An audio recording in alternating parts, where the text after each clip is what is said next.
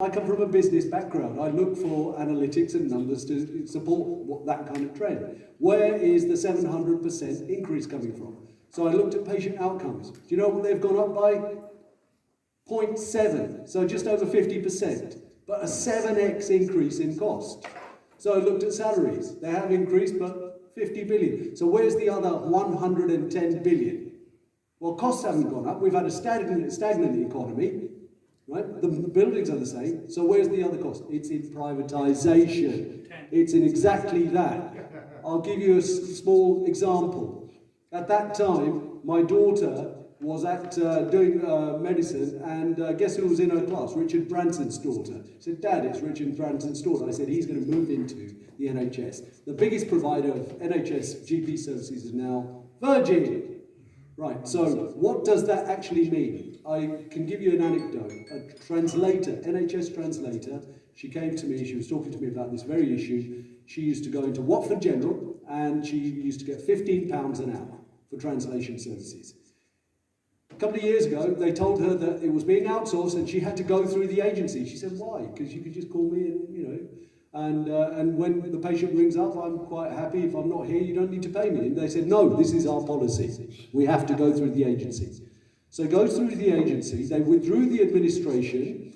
So she then turns up. 30% of the time, the patient has told the hospital, because there's no administration there, the hospital has forgotten to tell the agency. So the agency gets paid, and she gets paid £15 an hour. And then she found out that the agency, and this is anecdotal, gets paid £100 an hour. So this is where the leakage is coming from. This is all trash. They're asking the wrong questions, and this is the problem with Gary and the Labour Party and the Lib Dems and Dean with all his stuff. It's all rubbish. It's all rubbish. There's no analysis, and they're not interested because they don't want to rock the boat. Really. As a Conservative NHS group is calling for a private wing within all the hospitals, and Labour is doubling down on its plans to, for the private sector to cut the backlog that's there. I think what I read about the Reform UK is pushing for private vouchers for NHS patients, and you can correct me if I'm wrong if I read that. What are the views of the on this from all you representing your parties for privatisation creeping into NHS, and are you going to vigorously campaign against it? Thank you. Privatisation creeping into the NHS on a large scale. If I've just done a street stall today down in Watford, and the number of people who came up to me, well, not just today, but over the weeks of this campaign, who've said that they've actually had to go private. They paid $15,000 for a hip replacement, or whatever. We've also got private clinics. If you want to have a cataract done in Watford, as you go into the atrium, or the Harlequin as it used to be, that's where the cataract clinic is, and that's that is on the NHS, but is provided by a private company. And in fact, most of the cataract clinics, you pay a couple of grand and you get your cataracts done. So the key thing is that we cannot look at the NHS on a pedestal. It needs reform, it needs change. It's never going to be able to cope with the baby boomers going through and so on without introducing some sort of private aid, and during COVID we did that, where they started to buy beds at Bupa and so on and so forth. So yes, obviously the NHS free at point of delivery has got to be held up there, but we need to really look at the way that the NHS is working because it's not operationally effective. We have an actual policy on this, and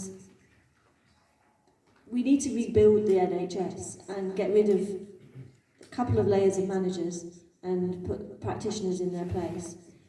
But in the meantime, we have excessive waiting lists and we need to reduce those down. So our proposal is to get the NHS to fund treatment for patients, but by using the private sector. And then that will bring the waiting list down, and then we can look at rebuilding the NHS to what we want it to look like but not privatising it. It's already partly privatised.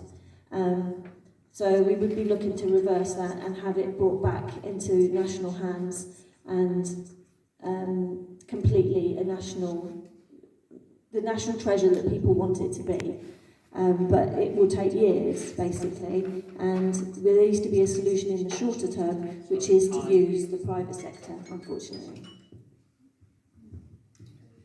It's an excellent question. So Gary's response basically, I think, shows a complete lack of understanding of how the NHS is working and understanding how hospitals work. So the reality is that I looked at the cost of the NHS and said, well, blimey, it's always underfunded. So I went back to 1990 before it was privatised.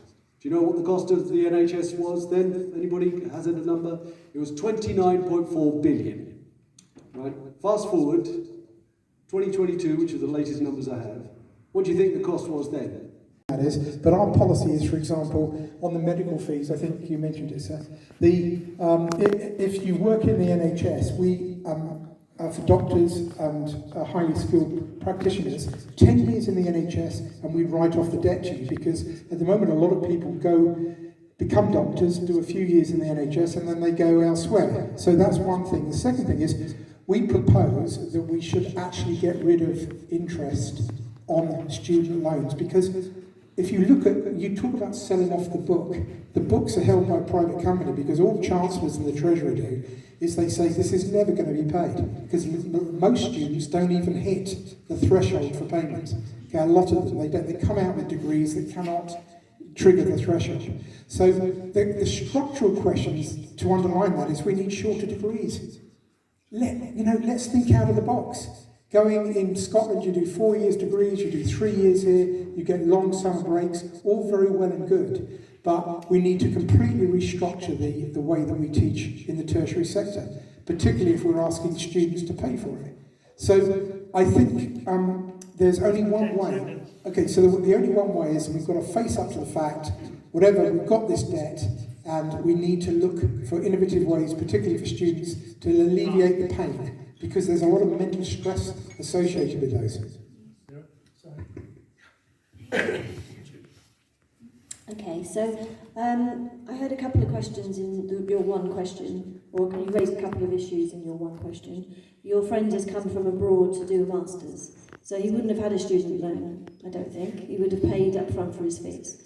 And hopefully he's gone away with a very useful qualification in whatever subject he chose to do. He's decided he really likes it here, he wants to stay here. So the issue is, we're underpaying our people. It's not a question of the level of when you can stay. It's probably the market for whatever he wants to go into is not being paid enough money. And the reason for that is because business can't afford to pay anymore because of taxes. So there's so many things to unpick from your one question that it's hard to give you a one sentence answer. So for the Heritage Party, we would actually put limits on the number of student visas that are issued every year. And we would invest in our own people so that they fill the gap for jobs which are coming up and need skilled workers or qualified workers. That doesn't help your friend. So we don't have a specific policy on the limits for when you can reapply for a work visa. But there would be a point system for other skills, and maybe he could apply under a different remit or something like that. I don't know the ins and outs of it. That's the truth of it. But on a wider scale, there would be a cap on students coming in from foreign countries. And actually, we wouldn't have any student debt. All the STEM subjects would have their student debts written off. So maybe that doesn't apply to your question either. Sorry. Okay, next question. Yes, we have a person on the right. I don't need to like a teacher, so I can talk louder. I just think it's quite simplistic, this approach to the universities. There's one thing where Britain is regarded internationally as a leader, and that is its universities, its academic institutions. And they depend, in part, on foreigners coming in. Academia is not nationalistic. It's about the intellect, it's about arguing, it's about thinking. And that isn't determined by your nationality, your race, your gender, or anything else. You start putting caps on that sort of thing, you start to insulate the universities, they are no longer as international. If you look at many of the leading academics, practitioners in medicine, all sorts of things in this country, many of them are foreigners, and they add to the richness of this country. The universities need to be protected. It's not an immigration thing. Do we want to maintain internationally envied institutions? I would say yes, we do. And I think this idea of just capping foreign students coming in who actually add to it is not a solution to the problem. Okay, thank you. There was no question in that, really. There was no Chair, question. so There may be something anybody would respond just to. take No, some- it's fine. Can I just reply to that? So it's not financially driven then by the fact that foreign students pay a lot more than the... There's no financial incentive then to encourage overseas. There would be. I'm talking in principle. It's not a reason. I don't understand. If they are paying, they're contributing to the institutions, but they also contribute academically, intellectually. They make those richer institutions for British students, for British academics. You can't. Thank you for that, and I think 9,000, and depending on your course you wish to do, it's something like 16,000 for a very similar type of course. Sorry, I'm not defending British students having to I don't know, I'm just highlighting the point that there is a cost differential. Okay. That was a really good point, by the way. Thanks for making that. And also your point there was spot on. So I have friends who are university professors, and one of my friends is currently marking PhD papers, right? So he's got 100 foreign students' PhD dissertations to go through in the next few months. Okay?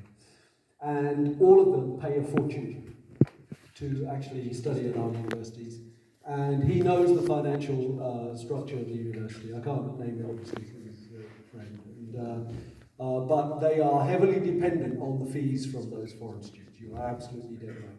But also, if you look at, the Premiership football, right? So when we were insulated, we didn't get the top players coming here, and our football, which way did it go? Did it suddenly rise to the top and we started winning the World Cup? No, it went down the plug hole. Our standards went further and further down, we became too insulated. So the point there that we need the talent is actually very, very important.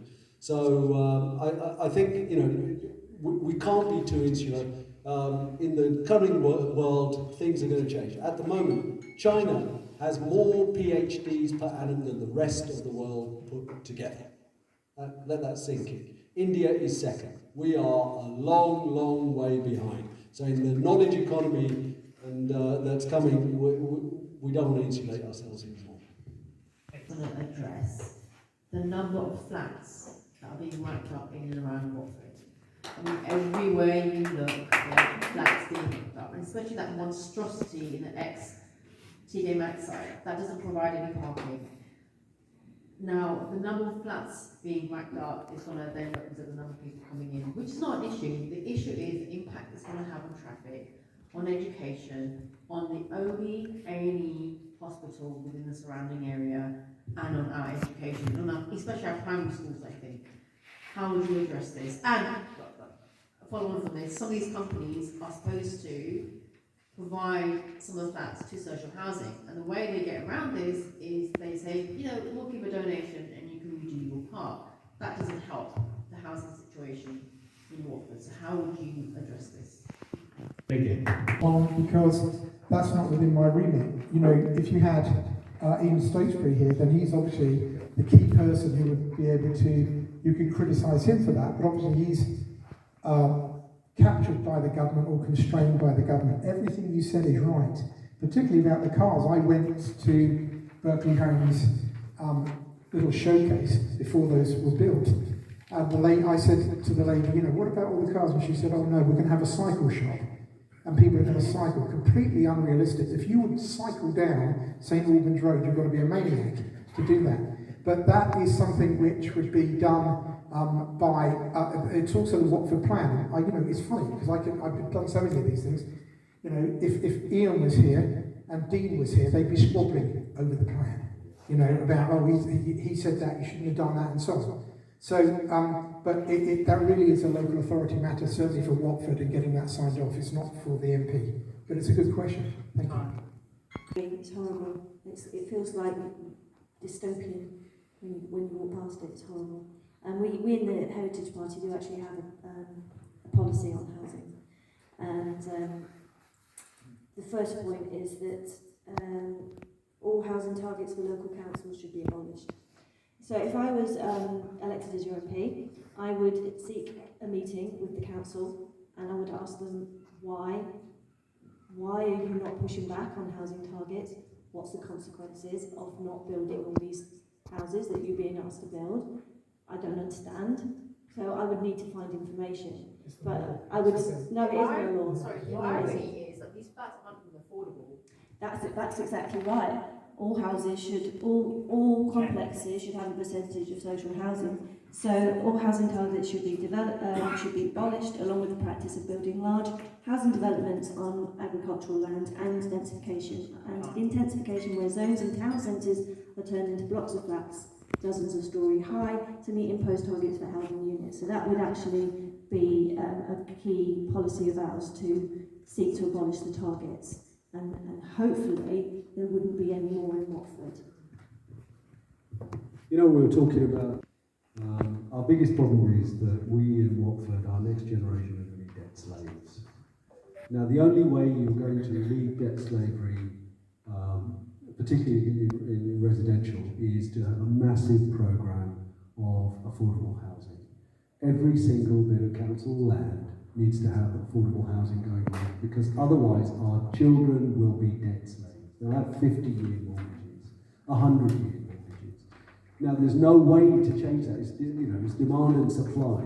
At the moment, the whole thing has been handed over to private developers. Why? It is a matter for MPs. All of this has been, council land has been sold off by Watford Council. If Ian was here, I'd pull him up on that. Because they are selling council land, they're selling their grandmother's house in order to put food on their table. So their operational expenditure is not enough from central government, they're selling land. That should only be used for building affordable housing. When we build the affordable housing, we shouldn't have these so-called luxury flats that are massive investment properties for some billionaire somewhere abroad, right? We need massive affordable housing building here in Watford, otherwise our kids will be in debt penury. The receipts from council, the receipts from the land sales, the private development, are they not treated as capital receipts? Are you telling me they're part of the operational expenses? They squirrel them into the operational expenses. Instead of capital receipts? Yeah. There's various little tricks that are used to fund its operational budget. I work in the NHS, and that's certainly not the way we work. You have capital sales and capital receipts. They're kept separate, you do but not mix capital and there's revenue. little workarounds. This is why under our nose. Once you've sold Granny's house, there's no more houses to sell. In local things that College obviously has said it is. Yeah. Can I just ask Gary to respond to that? Yeah, well, I didn't actually say that. I just said... Well, I might be paraphrasing. Yeah, no, you answer it. Well, paraphrasing wrong. All I'm saying is that the lane that the MP has, obviously, certainly if he's in opposition, he's going to have no influence whatsoever on the government's ability to set the planning targets and so on. Now, you've heard one party's view on planning. At the end of the day, it goes up through, and I know some of these developments, if the council fight developers, it costs us money in council tax. And there are certain parameters within which developers work, and they know they'll take it all the way. They'll take it through the courts, and then it gets to the Secretary of the Environment. And the Secretary of the Environment, certainly Michael Gove, who wanted this thing to build on every bit of land he possibly could, will actually sign it off. So they make a decision not to take the risk of doing that. So all I'm trying to say to you is the question was a good question, and of course it's praise. And if you asked me when I was standing for council back in May, then I could, I'd say, obviously, if we become elected, we can do this, that, and the other. But as the MP, you really are quite limited in what you can do to change, to affect the government's policy.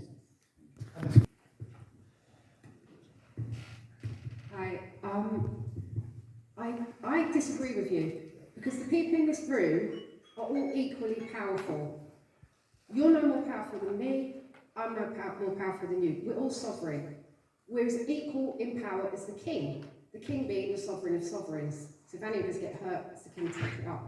So you're right, what happens with the councillors, they dictate all the planning, and the MP kind of can't do anything about it.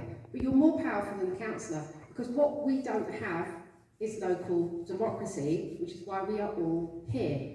And if you gave us local democracy and we had our vote and you listened to us on a day-to-day consulting us day-to-day, all of this would stop straight away, because we would all say, no, we're not having those tower blocks built without the infrastructure, without the play areas, without a travel plan that suits us, which means your power as our MP, if any of you are to get in, is that you need to look at planning policy before it goes to the planning officer, the director and the chief executive. They're the people that you tackle, not the councillors who've got diplomatic immunity, not the MPs that have got diplomatic immunity. You're responsible to us, the people. So what will you do? This is my question to you. What will you do to insert in planning policy that you have to consult each and every single person in Watford meaningfully? A letter to each door with a meaningful platform, a beautiful website like you've got for everything else, to say we're proposing to build the new hospital. Do you agree? And here's a breakdown of costs, because that will stop the fraud that's happening, because you're putting us into indebted slavery and we're already there. So what we want right now is democracy, local democracy, and how you can do that. Can I go to... Haven't had their accounts signed off for about 4 years, and possibly it's because of that jiggery-pokery with the capital and the expenses. I would actually, that would be my first point of course, speaking to the auditors. Why haven't you signed off on the accounts? What's going on here? My question was, how would you make sure that we have democracy? So each and every person in this room can have a clear vote on everything that you're doing in the whole of the borough. Because if you gave us that, all this corruption goes. The remit of the council is to serve the people of the town. Are we in a democracy? So, well. So how do you bring back local democracy? That's what I'm asking. So I don't know. I mean.